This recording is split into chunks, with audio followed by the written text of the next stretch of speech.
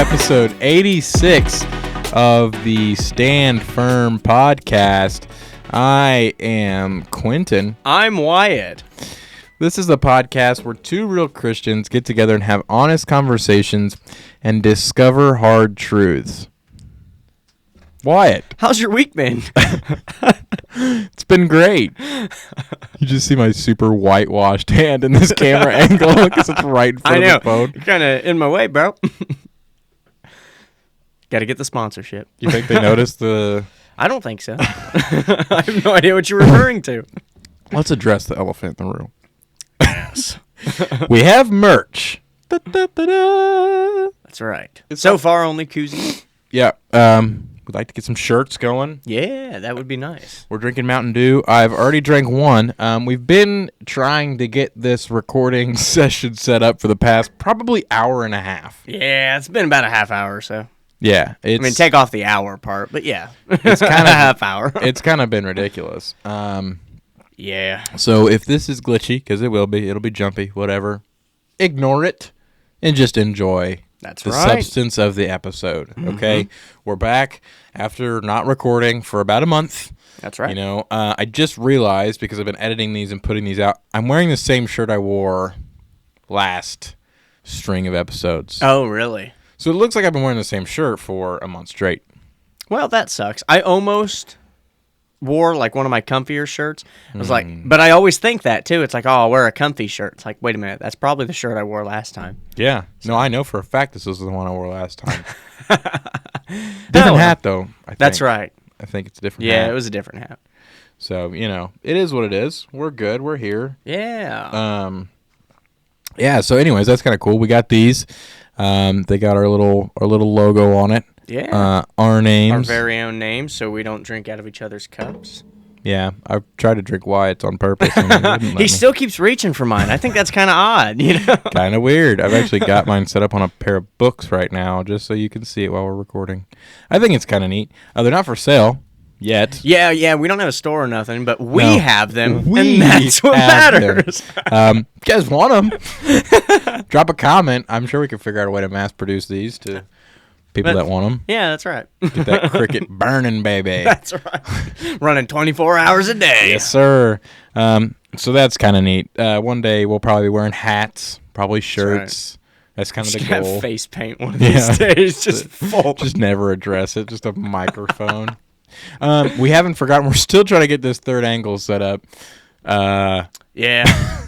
It's here. It's just not active. Yeah, it's actually sitting right there. We just can't figure it out. So, you know, and that happens in life. When you've got a plumber and a maintenance technician, that's right, trying to figure out how to run a podcast operation. Yeah, cameras and network settings are not our jam. Not really. But Mountain Dew's in the Bible, baby. Mountain Dew, baby. Woo! We got you covered on that front. So. Yeah. Anyways, we're glad you're back, all right? We're glad you're back for this string of episodes. Today, we're starting in Genesis chapter 20. But before we get into that, because you guys haven't had some good friendly banter in a while. That's right. Wyatt, I have not sat down and talked to you in quite some time. It's been a minute. I think it was actually last week we sat down and recorded We did. an We episode. recorded one. It was an impromptu one. Came out last week. Yeah. But, no, my week's been good. No. Your month. Give me the full breakdown. Oh, dude, I can't remember. I can barely remember the week. Yeah. No, it's been good. Just working, doing my thing. My parents are getting ready to go on their big 30th anniversary trip down to Florida. Florida. For that? Oh yeah, Mom's super excited for that. So, Good. Yep, it'll be fun. For them, I get the house to myself. Oh, yeah. Me and my brother get a nice house to ourselves, so that's very nice. That's going to be great. Yeah.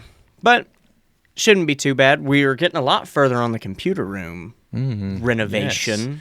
Yes. You said you were pulling a ceiling down?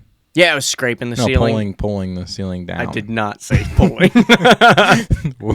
Wyatt has the ceiling on the floor. That's right. I just took a hammer to it. No, I'm scraping the ceiling. I'm scraping the popcorn off the ceiling. Gotcha. Or helping with it. We're all trying to do it and just do our little parts because it sucks. It sucks, but it needs to be done.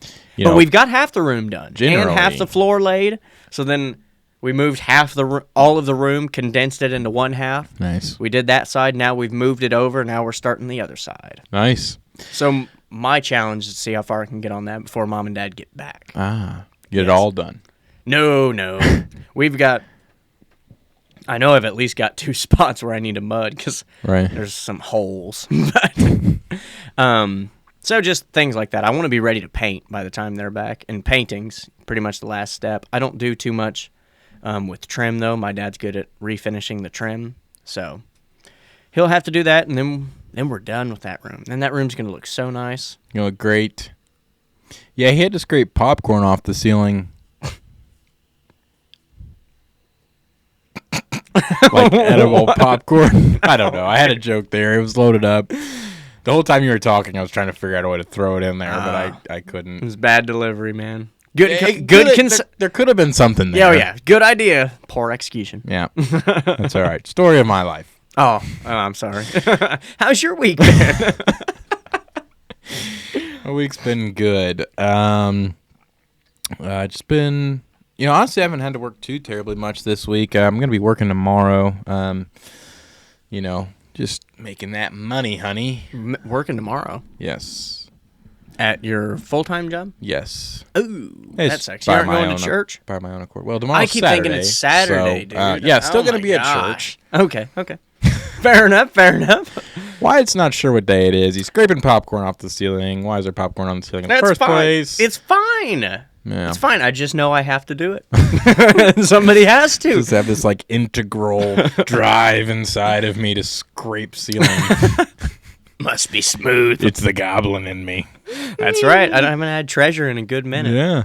I am about to order some brass though, so that will. He doesn't need it. He just wants something shiny. Well, yeah. I can stop whenever I want. I just want more. I can stop whenever I want. I just don't want to stop. I like to hear the brass clink together. I walk around with it in my pockets. Yes, just to hear it jingle jangle. That's right.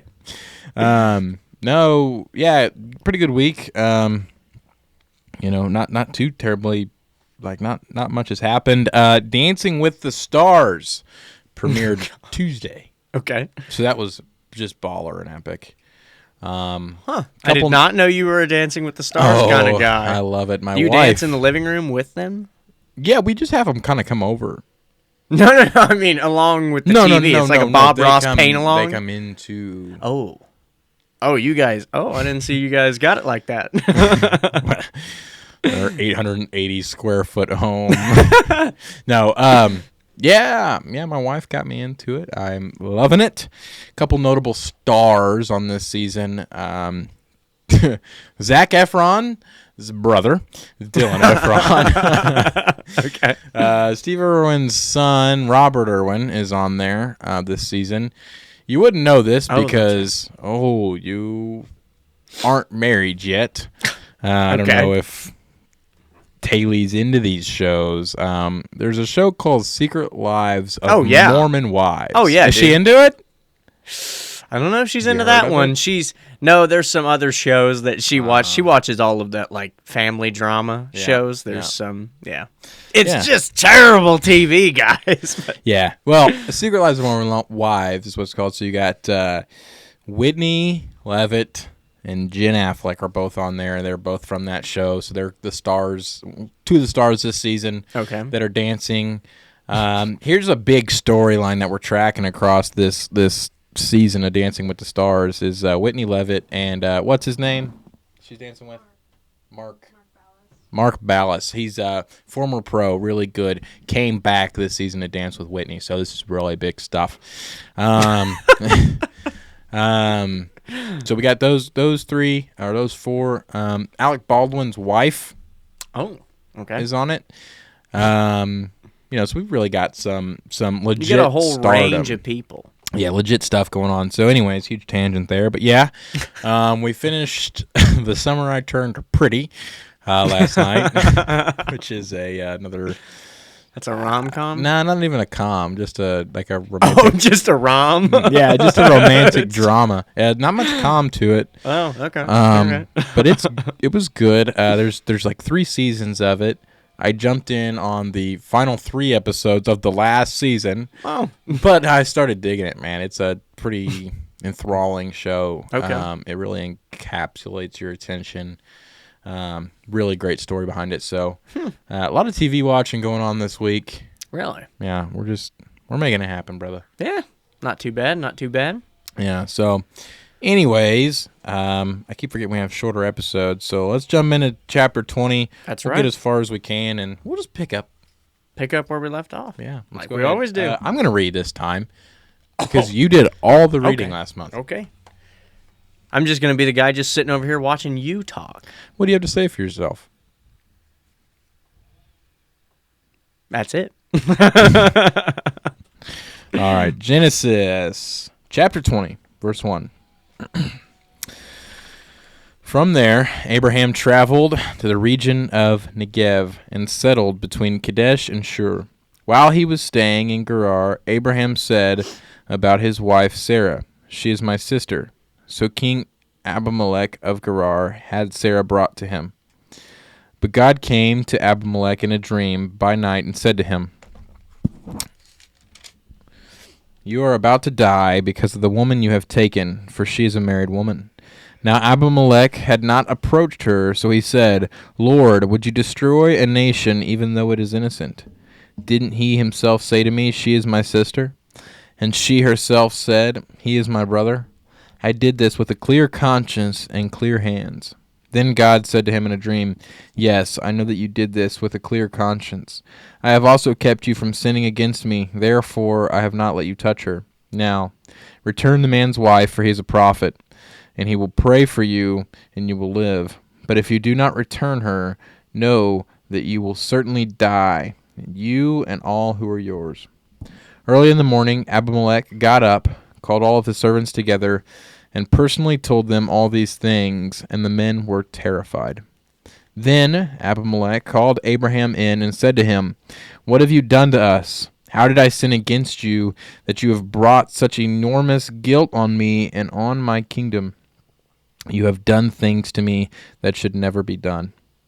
Abimelek also asked Abraham, "What made you do this?" Abraham replied, "I thought, there is absolutely no fear of God in this place. They will kill me because of my wife. Besides, she really is my sister, the daughter of my father, though not the daughter of my mother, and she became my wife. So when God had me wander from my father's house, I said to her, 'Show your loyalty to me wherever we go, and say about me, he's my brother.' Then Abimelek took flocks and herds and male and female slaves and gave them to Abraham and returned his wife Sarah to him. Abimelek said, 'Look, my land is before you. Settle wherever you want.' And he said to Sarah, 'Look, I am giving your brother 1,000 pieces of silver. It is verification of your honor to all who are with you. You are fully vindicated.' Then Abraham prayed to God, and God healed Abimelek, his wife, and his female slaves, so that they could bear children. For the Lord had completely closed all the wombs in Abimelek's household on account of Sarah, Abraham's wife." Yeah, so another lie again. You see, just like he did What's in up Egypt. with this, dude? For a second there, I was like, hold on. Am I reading the right thing? No, because we've already talked about this before. Like, this is literally deja vu right here. Yeah, and I think his thought process mainly is, well, it worked in Egypt, it'll work here, right?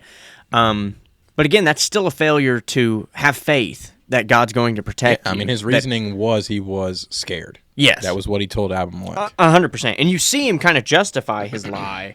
I said to myself, surely there's no fear of God in this place. Besides, she really is my sister. She's my half-sister. But I don't know. Again, that still just shows that, I don't know, his tendencies towards deception and not trusting others and trusting God to kind of make a way for him. Yeah, we'll see as we continue through Genesis that the apple does not fall from the tree. Mm-hmm. His son tries the same trick too there in chapter 26. Yes. But yeah, it is kind of, like I said, a bit of deja vu, and I think it is along the same reasoning there of what he told Abimelek was, I was afraid that you would kill me because of my wife, and that was the same fear he had in in Egypt. Now, go ahead. But then you also see Abimelek's response to him, which I think is really interesting to see how pagans can exude a moral virtue, right? So I think that kind of Abraham's sin and Abimelek's correct response, I think that kind of brings them a little closer together because it kind of shows that everybody needs God, whether you're a pagan or whether you're a Jew at the time, right? So almost to me that kind of does foreshadow that God is for everybody, Gentile or Jew, right? Galatians chapter 3. Yeah. Yeah. So, I don't know. It's just really interesting to me, and I don't know. We do see that Abraham really didn't kind of learn from his lie in Egypt, and just kind of tries the same thing. Yeah. So I think in a couple more chapters, we'll see how Abraham's tested again, and I think that time he really does trust God a lot more and doesn't try and kind of get out of it and do it humanly, Yeah, and you know what I love through this? Through Abraham still kind of showing his, I guess, humanity, in this lack of trust and in the Lord from time to time. You still see the Lord withhold his covenant to Abraham, right? What he said way back at the beginning of Genesis as we were going through, you still see him withhold here, many, many years later. Yeah. You also, this reoccurring theme through, even, especially what we talked about a couple weeks ago when we were going through Sodom and Gomorrah. Yeah. And you saw Abraham and the Lord have this exchange of he's going to destroy the entire city of Sodom. And Abraham says, surely you will not destroy this town. You will not destroy righteous men. You won't wash away the innocent with the wicked. Exactly. And so it has this conversation with the Lord all the way down to where the Lord says, if there's 10 righteous people in Sodom, I will spare the city. Well, obviously we see the city was not spared, but the point is that you see this exchange. Then you see the same thing between Abimelek and the Lord. And so you see that the Lord is not just issuing blind justice. He really is. He's allowing these people to have this exchange with him. This is that constant theme that we're seeing. Is that there's room for that discussion with the Lord, and it's not argumentative. And that was the I think the shared point here between Sodom and Abraham and the Lord's discussion and Abimelek's discussion was Abimelek did not go before the Lord and said, look, you're an idiot for trying to kill me or kill the righteous in this city. Or no, he said, surely, actually go back so I could quote it properly. Destroy a nation even though it is innocent. And so another thing that's brought up every time is it's not, I can't believe you would do this, but it's like, you would not do this, Lord, because they're familiar with the Lord's mercy and his grace, and like they know that is a thing. And so he goes and he almost makes his case a little bit like, look, he came with a clear, I acted with a clear conscience. I didn't do anything. I didn't know. And then the Lord recognizes that. Yeah. You don't see the Lord say, no, I said it first. I'm sticking to it. You see this discussion, this exchange, and but then the Lord still stands firm, though, on if you don't return her, surely you will all die. Yeah. And you and yours will all die. So you see this exchange, but you don't see the Lord just, give up on his completely like, yeah, whatever, I'll just leave you guys alone. He said, no, you're right. You did act in clear conscience. So here is kind of the guidelines. Here's what's going to happen. And I think also he kind of sets it out is exactly, he came with real curiosity and, Lord, you wouldn't really do this, would you? Wash down an innocent nation. Lord, will you destroy an innocent nation? Did he not say to me, she is my sister? And didn't she also say he's my brother, right? So he's, like you said, with a clear conscience, and he's genuinely curious. Like, are you going to punish me for things I didn't know? And God didn't, and God says no, and that's why I kept you from touching her. And then he proposes, then he gives him that proposition that, okay, now let her go. Or this curse is going to befall you, right? Which is, like, I think it's good that, the Lord does say that. You're right there, where it's a matter of, I know you acted in clear conscience, which is why I kept you from doing anything. And that's the Lord's prevenient grace. That's his mercy showing through, too. But we also see again how, okay, now you have to do the right thing. That's him not backing down and not budging. Yes. Now you know, so this is what you need to do. Now you know, now you need to do right. Yeah, and then you saw Abimelek act in that, and he does go and gives him cattle and returns Sarah to him. Yeah. So, yeah, I mean... It's really interesting, and I really like the... I don't know, it's just kind of a plain example, again, saying that the Lord's going to be there, the Lord's going to provide, and I think, again, it sets up Abraham's test. I think these things contributed to, in his mind, why Abraham was able to have such faith in God and almost sacrifice his son, was because every other time he thought he was going to die. He thought he was in these pagan nations, and they're going to kill me if I say, I'm her husband. And every time he's proved wrong, right? And almost kind of rebuked for that because of Abimelek's integrity and Abraham's lack of faith. Well, and then you also see Abimelek's integrity pay off for him. Yes. Because his wife and his female servants are all healed. And so they are able to then bear children. So the Lord then grants his integrity with, where he was faced with, look, you're going to die if you don't do this, where he does the right thing. He returns Sarah, and now he's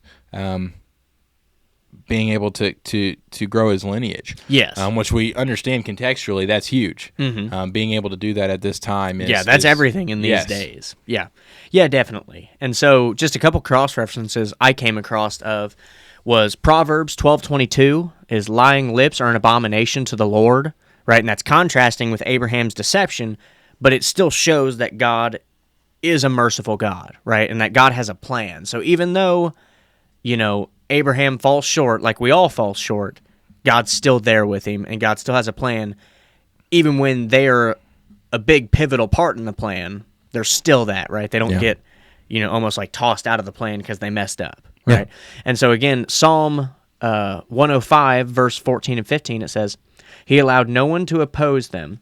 He rebuked kings on their account, saying, touch not my anointed ones, right? Again, reflecting God's protection of Abraham and Sarah, and also many other characters that he has in his plan, that he's bringing forth through with the Messiah. Yeah. So, I think that's kind of wraps up chapter 20. That's a quick one, but it does set up, like you said, a test and a pretty pivotal point of Genesis. So, there's chapter 20. Again, apologize for the lag. I saw some of it here, so just listen to it. That's right. It's a podcast. Yeah, whatever. So, there's chapter 20. Hope you enjoyed, and we will see you next Sunday.